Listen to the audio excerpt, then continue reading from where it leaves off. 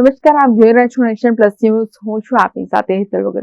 વડોદરા શહેરના અકોટા વિસ્તારમાં આવેલા દિનેશ મિલ રોડ પર ફરી એક વખત ભૂવો પડવાની ઘટના સામે આવી છે. વડોદરા શહેરના અકોટા વિસ્તારમાં આવેલા દિનેશ મિલ રોડ પર ફરી એક વખત ભૂવો પડવાની ઘટના પ્રકાશમાં આવી છે. આ માર્ગ પર પડેલા ભૂવાને કારણે વાહન ચાલકો તેમજ પગપાળા ચાલનારાઓ માટે ગંભીર જોખમ ઉભું થયું છે.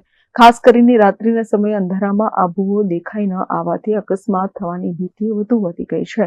સ્થાનિક રહીશોના જણાવ્યા અનુસાર દિનેશ મિલ રોડ પર માત્ર ભૂવો જ નહીં પરંતુ અનેક જગ્યાએ જોખમી ગટર ચેમ્બરો પણ જોવા મળી રહી છે. યોગ્ય ઢાંકણા ન હોવાના કારણે આ ચેમ્બરો મોતનું આમંત્રણ આપી રહ્યા હોય તેવી સ્થિતિ સર્જાઈ છે. હાલમાં માંજલપુર વિસ્તારમાં આવી જ એક દુર્ઘટનામાં એક યુવકને જીવ ગુમાવવાનો વારો આવ્યો હતો. જે ઘટના આજે પણ લોકોના મનમાં ભય પેદા કરે છે. તેવી જ કોઈ દુઃખદ ઘટના દિનેશ મિલ રોડ પર ન બને તે માટે સ્થાનિક લોકોએ તાત્કાલિક પગલાં લેવા અપીલ કરી છે. આ દિનેશ મિલની બાજુમાં આવેલ પટેલ ચાલ વિસ્તાર છે.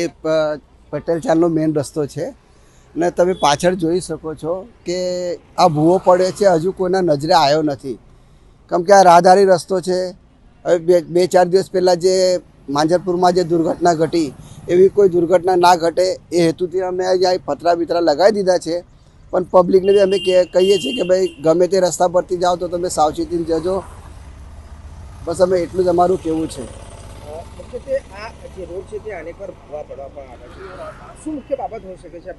મુખ્ય બાબત તો સાહેબ એક જ છે, તંત્ર નિષ્ફળ તંત્ર છે. વડોદરા શહેરનું જે આપણું તંત્ર છે નિષ્ફળ છે. અમે તો એવું કહેવા માંગીએ છીએ, પબ્લિકને બે હાથ જોડીને વિનંતી કરીએ છીએ કે ભાઈ આવનારા દિવસોમાં સ્થાનિક નગરસેવક જે કોર્પોરેટરો છે એ તો કોઈ રસ્તા પર દેખાતા નથી.